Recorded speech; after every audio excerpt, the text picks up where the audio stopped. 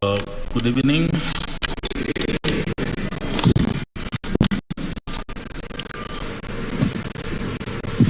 We have worked a journey of ensuring that Kenyans get a free, fair, and credible election.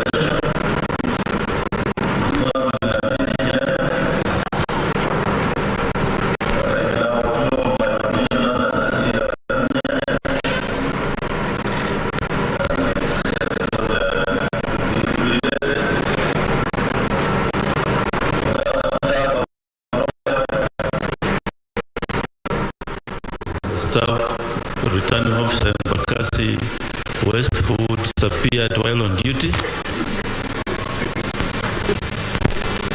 We have staff who have been arbitrarily arrested for no reasons. We don't know where they are. Some from this National Tallying Center. But we have a position to perform.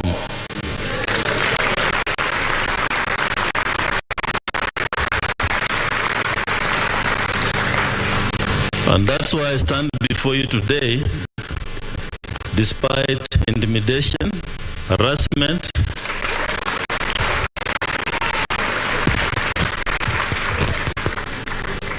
I took an oath of office to serve this country. And I've done my duty in accordance with the Constitution and the laws of the land. And I feel proud that I've been given this opportunity to serve Kenyans. This, of course, will be my last election to preside over. And for those who will come, we have prepared for you what the Constitution envisaged from us, an independent electoral commission.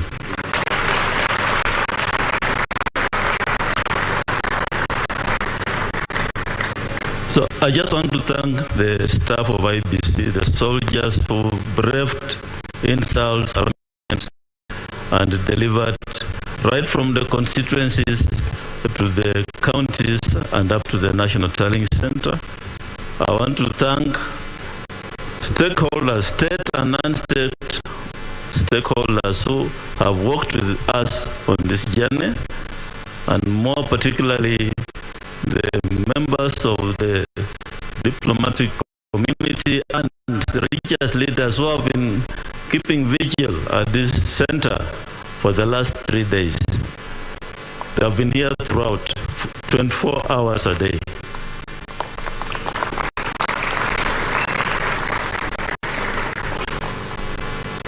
So Kenyans came out and voted on the 9th of August, and these are the results of what the will of the Kenyan people reflects. These results are in the public portal.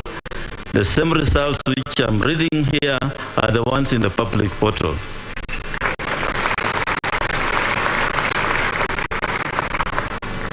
So there were 4 presidential candidates. These are the aggregated results. Odinga Raila, total valid votes, 6,942,930.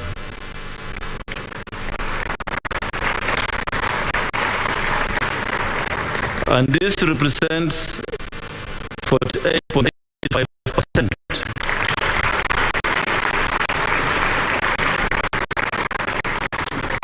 of the votes garnered, and they achieved a number of counties the candidate attained with at least 25% of the total valid votes cast is 34 counties.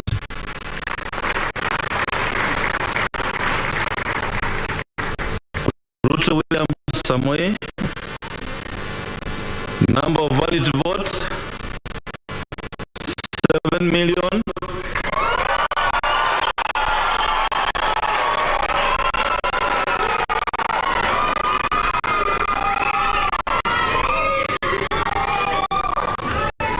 Thank you. 7,176,140.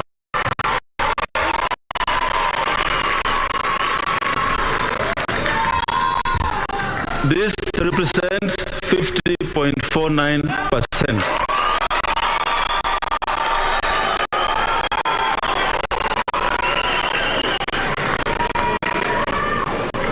And he achieved the minimum number of 39 counties at 25%.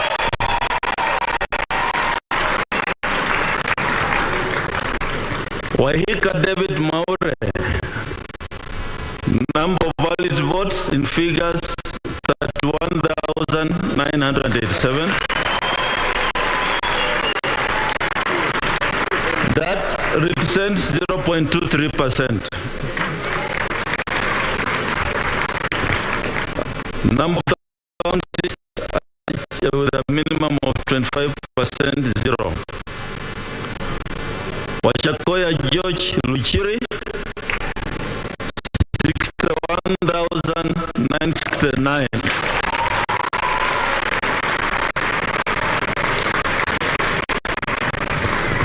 Those are valid votes. Percentage of votes cast 0.4%. And the number of counties with a minimum of 25% attained 0.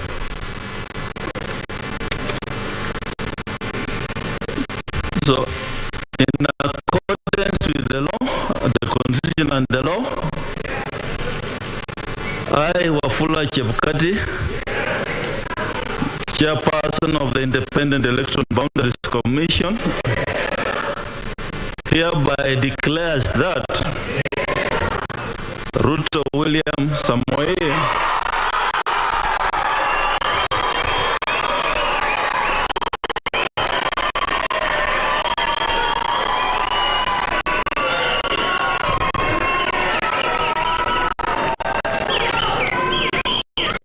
of ID number 6847208 has been duly elected as the president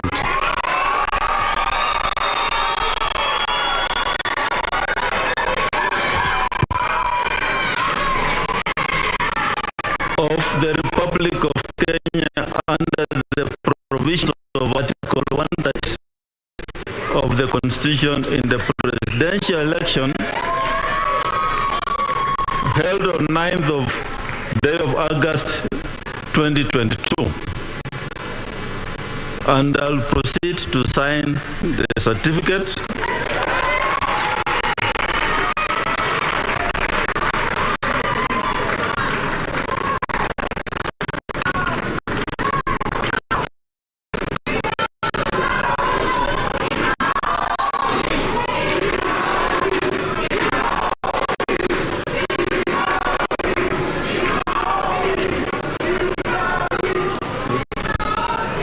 I invite the President-elect to come forward and receive his certificate.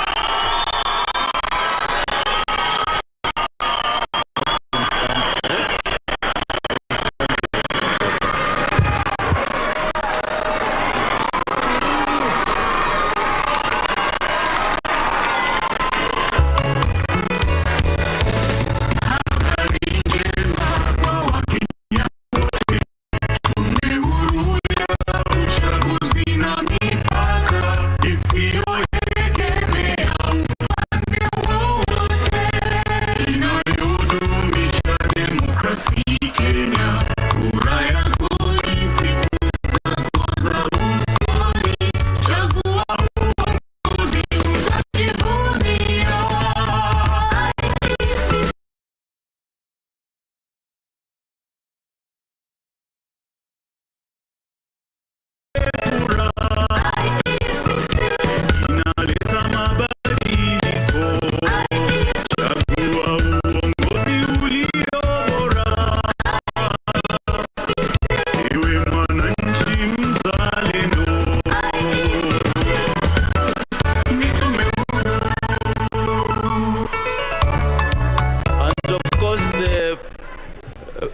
president-elect had a running mate. Rigathi Gachagua is the deputy president-elect. Thank you. I invite the president-elect to make his remarks, and thank you, Kenyans, for having a peaceful election. Thank you.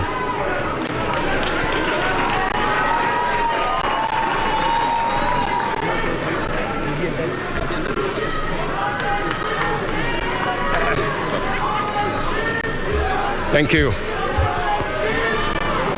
Thank you very much. Asanteni sana.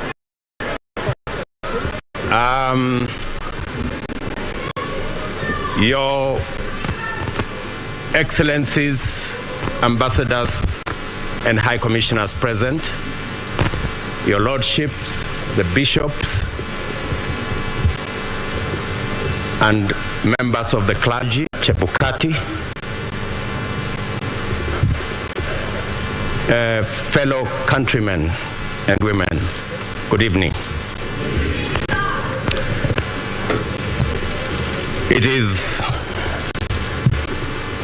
a wonderful evening, and I want to thank God that we are here this evening to witness this momentous occasion as the people of Kenya restate what is in Article 1 of the Constitution.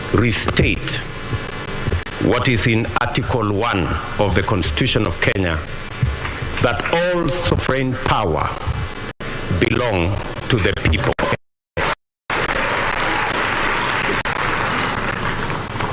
I want to thank God for getting us to this point. I want to thank God that today we have concluded this election. I know that there were predictions that I won't get to the ballot. There were predictions that we won't get here. But because there is a God in heaven, we are here. And I want to, in a very special way, say and confess that without God, we wouldn't have been here.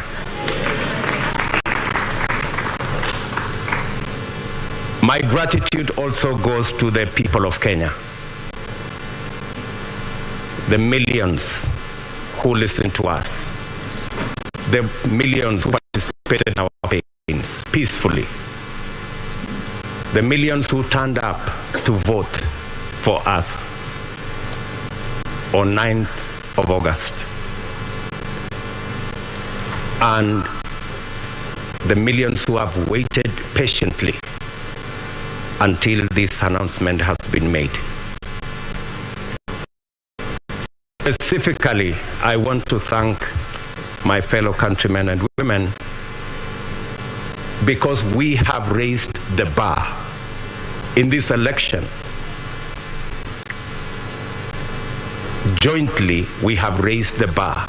This election was much about the issues than the ethnic configurations that have always informed our elections. Gratitude goes to the millions of Kenyans who refused to be boxed into tribal cocoons. I am a very proud Kenyan this evening that the people of Kenya have raised the bar on us who are seeking leadership in our country. Not to sell our ethnicities, but to sell our programs, our manifestos, our agenda, and our plan. Let me also say right at the start that in here and in this election, there are no losers. The people of Kenya have won because we have raised the political bar. I want to say that the people of Kenya, led by the 14 million who stand up to vote, are the biggest winners. The hero of this election is the IEBC, led by Wafula Chebukati. I say this with conviction that the IEBC amazed all of us. With the results in the public portal, all the servers were open. And everybody, all you needed is a simple calculator, and you would have the results. I want to congratulate the IEBC for raising the bar. And I want to say, without fear of any contradiction, that one Wafula Chebukati is our hero. Soft-spoken, but firm. And I want to tell you, Mr. Chairman, we are very proud that without informing any one of us,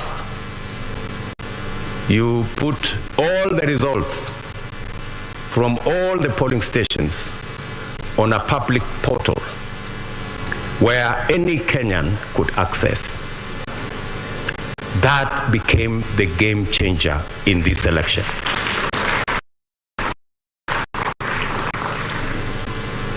Let me also, at this point in time, thank our partners, religious leaders, who were part of this process right from the beginning. For the first time, we saw religious leaders spend time at this Starling Center and prayed for this process. I am sure their prayers will not be in vain.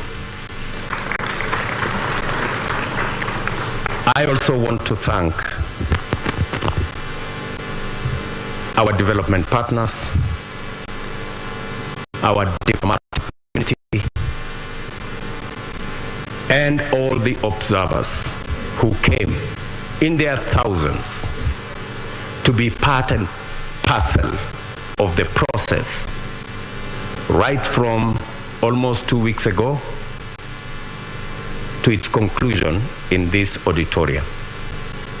To all of them, the people of Kenya are eternally grateful that you took your time, valuable time, to watch over this process so that the right thing can happen.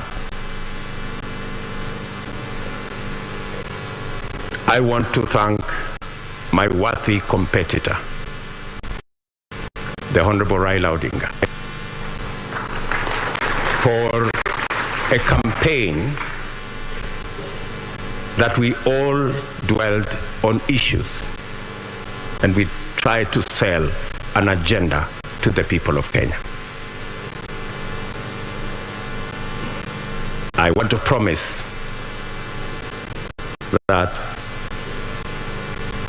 I will work with all elected leaders and all leaders in Kenya so that we can fashion a country that leaves nobody behind.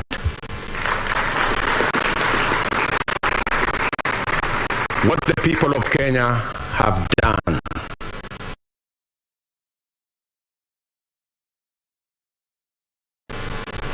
there will be those of us who will be in the executive, but there will be those of us who will oversee what we do in the executive.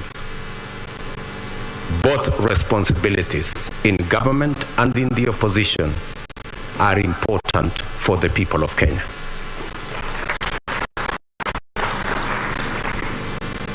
I want to promise the people of Kenya that I will run a transparent, open, democratic government. And I will work with the opposition to the extent that they provide oversight over my administration.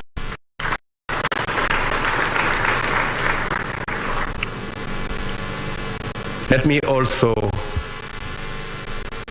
at this point in time, acknowledge my boss, the President of the Republic of Kenya.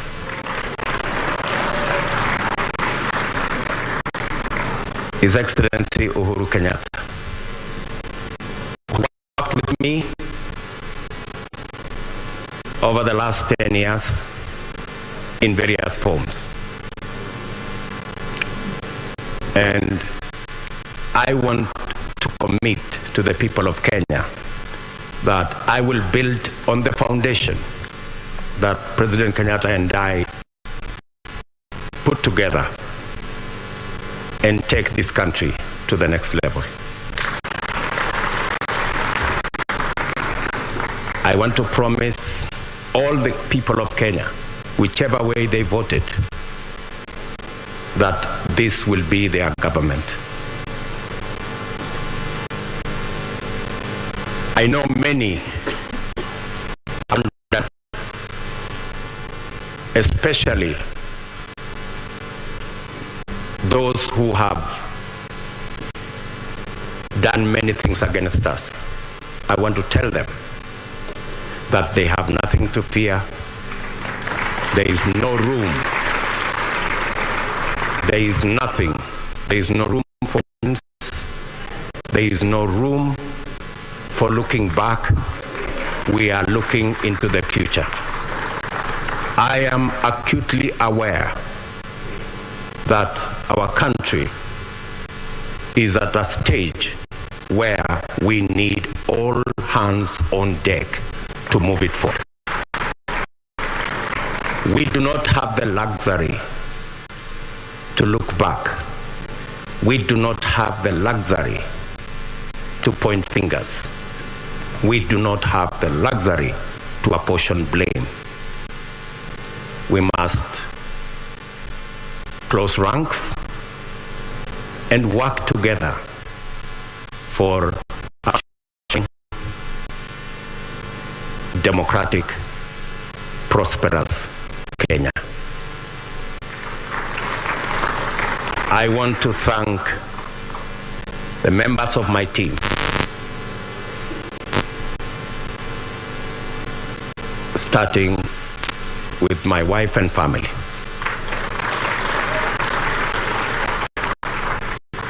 And many other prayer warriors in Kenya.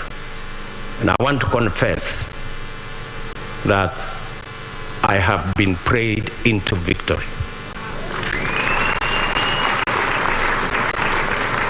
It is not our effort. And my team knows. We were working against the odds, many odds at that. But I must confess that it is God who brought us this victory. I do not want to mention the many people, many friends who have been part and parcel of this journey. Many people have paid huge sacrifices for us to get here. I want to promise them that their sacrifice will not be in vain.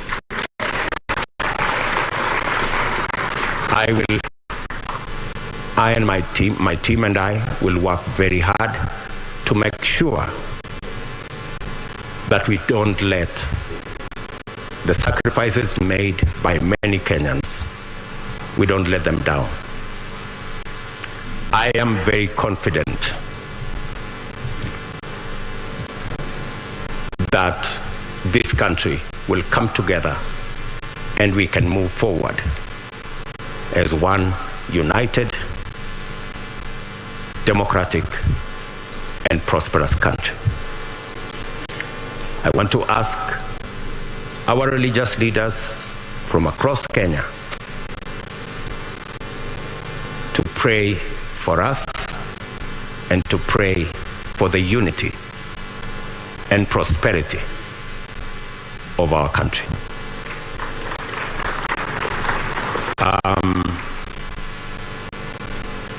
I will not want to say more than that because I will be making other statements in the course of time. But let me say to all of you, thank you very much for being here this evening to witness this very historic, democratic occasion that moves our country to the next level. And let me thank my very able deputy, Rigathi Gachagua, for the sacrifice and the commitment he has demonstrated and the hard work he has put in, together with all our teams, Musalia Mudavadi, Moses Otangula, JB Muturi, Mr. Mutua, Amazon Kingi, and all. Let me not go down that route because I will disappoint some people, because that list is very long, especially the men and women, members of parliament who were elected with us in Jubilee. And they have paid a heavy price for us to get here. Ladies and gentlemen, waheshimiwa,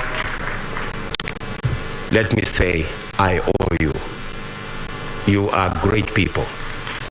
The sacrifices you made, withstanding the many incidences of blackmail and threats, I want to tell you,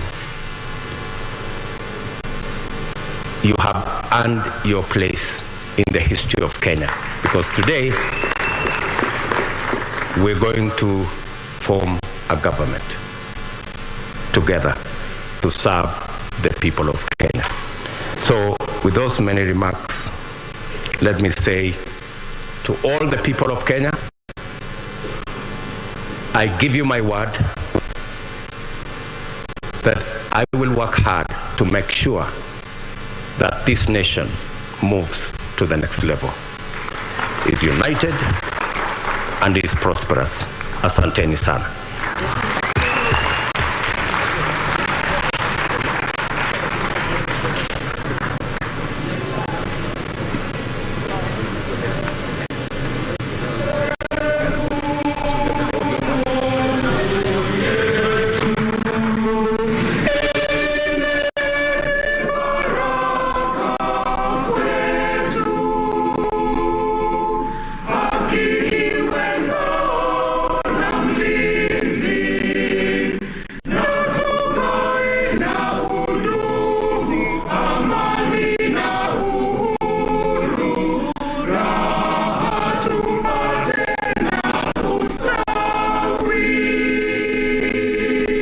Shangilia Kenya, taifa letu tukufu, Kenya tunayoipenda, Kenya nchi tunayoipenda, Kenya nchi tunayoipenda.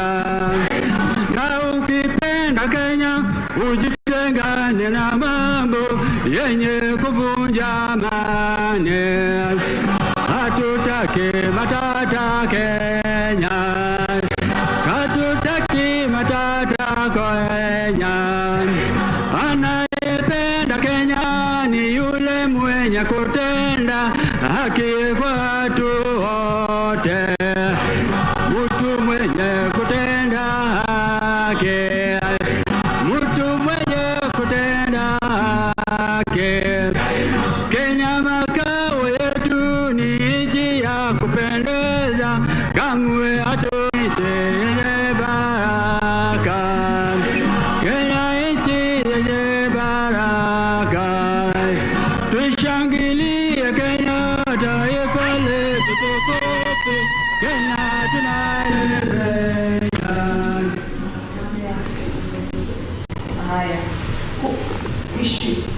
Na ndio kama hivyo tayari pamejulikana yale watu waliokuwa wakiasubiri, na kulingana na hesabu za IEBC kupitia mwenyekiti wake Wafula Chebukati, mshindi ama rais mteule wa kinyang'anyiro hiki si mwingine ila ni William Samoei Ruto kwa kujizolea kura milioni 7,176,141 dhidi ya mpinzani wake wa karibu Raila Amolo Odinga akiwa na kura milioni 6,942,930, na vile vile aliyejiondoa mapema Maure alipata kura 41,000 na Wajakoya naye akipata kura 61,966. Kwa hiyo kilichokuwa kisubiriwa kwa hamu na ghamu, kuna Wakenya wote ambao walishiriki katika mchakato huu wa uchaguzi kimetimia hii leo baada ya kutangaziwa mshindi wao na Tume Huru ya Uchaguzi na Mipaka IEBC kupitia mwenyekiti wake Wafula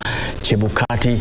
Na katika picha unazoziona hivi sasa ni kwamba sherehe, nderemo, vifijo inaendelea katika maeneo tofauti ikiwemo kaunti ya Uasin Gishu na vile vile huko Nyeri, wakisherehekea wanachokiamini kwamba ni juhudi walizofanya katika uchaguzi ambazo zimezaa matunda siku hii ya leo kupitia tangazo rasmi la Urais hapa nchini. Kwa hiyo kwa mujibu wa IEBC na tangazo ambalo ni rasmi ni kwamba amiri jeshi mkuu wa taifa la Kenya watano atakuwa William Samoei Ruto kwa kujizolea kura ambazo ni zaidi ya 50% na ile kura moja ambayo ilikuwa inahitajika kisheria kwa wagombea au mgombea kutangazwa kuwa rais kamcheni.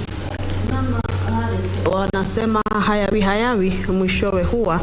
Wakenya wamesubiri na hatimaye rais wa 5 wa Jamhuri ya Kenya ametangazwa hapo na mwenyekiti wa tume ya IEBC Wafula Chebukati, ambaye ndiye msimamizi wa kura za kitaifa ama katika kiwango cha kitaifa maarufu National Returning Officer, na ameweka bayana kwamba ni mgombea wa kiti hicho kwa tiketi ya UDA na muungano wa Kenya Kwanza, ambaye ni naibu rais William Ruto, ambaye kwa sasa ndiye amekuwa rais mteule wa 5 wa Jamhuri ya Kenya. Harith ametoa hotuba ndefu hapo ikiwa imesheheni kushukuru taasisi mbalimbali, kushukuru makundi mbalimbali, na pia ujumbe wake ulikuwa umejaa amani na kuzungumzia kwamba kazi itaanza mara moja. Nikinukuu tu baadhi ya shukrani ama makundi aliyoyataja kutoa shukrani kwao ni Wakenya, hasa manake Wakenya ndio walokwenda debeni. Zaidi ya Wakenya milioni 14 walikwenda debeni na kumpatia kura ambazo yeye amejikusanyia zaidi kushinda mpinzani wake wa karibu Raila Odinga. Kwa hivyo shukrani yake ya kwanza imekuwa ni ya Wakenya, akisema kwamba vile vile anashukuru makundi mbalimbali ambao amekuwa akijihusisha nayo, akisema viongozi wa dini wamekuwa pamoja naye katika kufanya maombi ya hapa na pale katika kutafuta neema zake Mungu. Kwa hivyo shukrani yake pia imekwenda kwa viongozi wa kidini, akimshukuru pia mkewe, manake mkewe alikuweko pale, familia yake ilikuweko pale, na familia za wale wagombea wengine pia. Kwa hivyo mkewe alikuwa pale na akatoa shukrani kwa mkewe na familia yake, bila shaka ni kwa kumpa uungaji mkono ama kumwombea, vile vile akishukuru pia wale wenzake walio pengine hama vyama vingine na kujiunga na chama chake, na pia kuunda muungano, ikiwemo vile vyama vingine vilivyotolewa na vilivyotoka kwa vyama vilivyokuja kujiunga na kufanya muungano wa Kenya Kwanza, akisema kwamba ni wengi waliojiunga naye na kwamba hawezi kuwataja wote pale, lakini vile vile amesema anawashukuru hao wote kwa kuwa na imani naye na kumfanya kuwa mpeperusha bendera wa muungano huo na vile vile wa chama hicho. Akashukuru pia jamii ya kimataifa, manake imekuwa pia karibu na nchi ya Kenya kuanzia wakati wa kampeni hadi wakati huu ambapo tumekamilisha uchaguzi. Wajumbe kutoka mbalimbali, waangalizi wa kura hizi, na vile vile akaishukuru sana tume ya IEBC, ambapo wamesema kwamba wakati huu jinsi ilivyoandaa uchaguzi, amesema ilikuwa ni wazi zaidi, kwamba uchaguzi ulikuwa wazi kiasi cha kwamba matokeo yaliyowekwa pale basi ni bayana, nanake yalikuwa kwenye mtandao, na kila Mkenya angeweza kufikia kuona matokeo yale. Kwa hivyo anasema IEBC, uchaguzi huu umekuwa uchaguzi ambao imejiandaa vilivyo, imejizatiti kuhakikisha kwamba matokeo yanayowekwa pale basi yatakuwa ni matokeo ambayo yamekuwa wazi kwa kila Mkenya, kwa kila taasisi, kwa jamii mbalimbali za kimataifa, wajumbe. Vile vile pia naibu rais ametoa wito wa amani, ametoa wito wa umoja, akieleza kwamba anaweka ahadi yake ambayo amekuwa akitumia kwa kampeni yake kusema kwamba atakuwa anafanya kazi kuhakikisha kwamba Mkenya anafaidika katika masuala ambayo yamemgandamiza, masuala ambayo yamemfinya Mkenya. Katika manifesto zake ama katika kampeni ni baadhi tu ya masuala ambayo amekuwa akiyataja kwamba Mkenya anahitaji kuondolewa kwenye lindi la umaskini, kuondolewa kwenye lindi la kukosa ajira kwa vijana. Kwa hivyo amezungumzia mambo mengi na kuahidi kwamba ataweza kufanikisha yale aliyozungumza katika manifesto yake.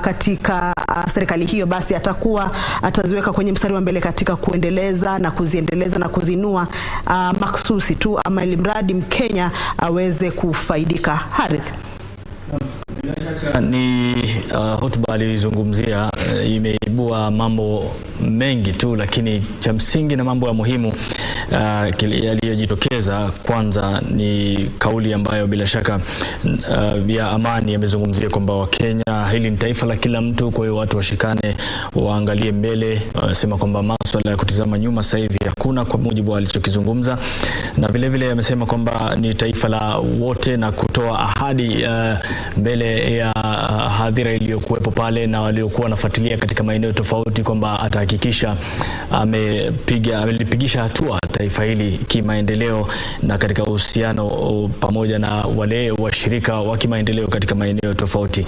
Kwa hiyo vile vile tumeweza kuona ule umuhimu na nafasi ya viongozi wa kidini katika uchaguzi huu ambayo haikuchelewa kujitokeza ikilinganishwa na chaguzi zilizopita. Kwa hiyo pia tumeona kwamba viongozi wa kidini wamecheza nafasi yao kama walivyostahiki, na bila shaka na vile vile Wakenya kwa ujumla, muhimu kwamba walisikia walichoambiwa pale Bomas, mwisho utulivu ukaja, mambo yakiendelea kama yalivyopangwa. Lakini kimsingi ni kwamba tayari kwa mujibu wa IEBC matokeo yametoka na ni wana rais mteule wa taifa la Kenya ambaye atakuwa amiri jeshi mkuu wa 5 ni Samuel Ruto. Labda katika hotuba yake Otieno ambayo umeisikiza, ni yapi makuu ambayo yanajitokeza katika zile sifa za uongozi ambazo bila shaka zinatarajiwa kupigisha hatua taifa hili? Kwanza hongera kwake rais mteule Daktari William Samoei Ruto, mjasiriamali ambaye kwa sasa kutokana na historia ambayo tumekuwa nayo, mjasiriamali ambaye ametoka katika viwango ngazi za chini hadi kuwa sasa hivi rais mteule. Kabla kuendelea, najua tulizungumza kwamba ni historia kwa yote atakayeshinda, bila shaka ni historia, tutakuja kuizungumza. Nataka tuelekee Uasin Gishu, tuungane na mwenzetu Timothy Kipnosu. Timothy, kama unanipata kwa sasa, hebu tujuze tu ni kipi kinachoendelea kwa sasa, japokuwa tunaona kwa mbali, wewe ndio huko, ni kipi kinaendelea kwa sasa katika kaunti ya Uasin Gishu? Timothy.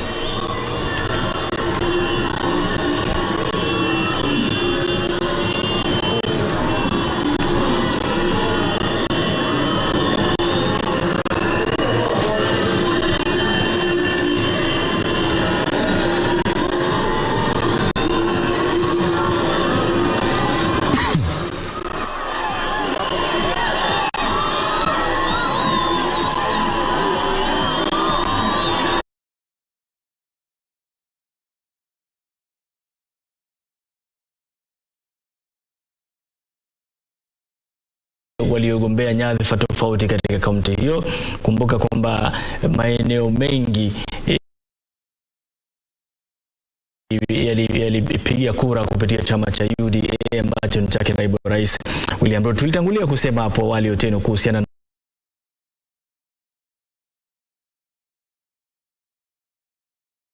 yote atakayetangazwa kuwa mshindi itakuwa amefanya historia kivyake. Vizuri sana. Naam. Na historia inazidi kuonekana kwa sababu mwanzo kwamba ametangazwa na atakuwa kwanza kama naibu wa rais kuwahi kutoka katika nafasi ya naibu rais na kuwa rais moja kwa moja. Wengine wote hawajaweza kufanikiwa kufikia kiwango hicho. Hivyo anapofanya hivyo kwa mara ya kwanza, basi ni hatua kubwa ambayo amepiga, na ni jambo ambalo linashajiisha pia wengine ambao watakuwa katika nafasi hizo kwamba linawezekana kufikia. Kimekuwa muhimu kwangu zaidi ni kwamba ameweza pia kutoa shukrani moja kwa moja wake wa karibu ambaye ni Raila Odinga, kwamba ushindani uliokuwepo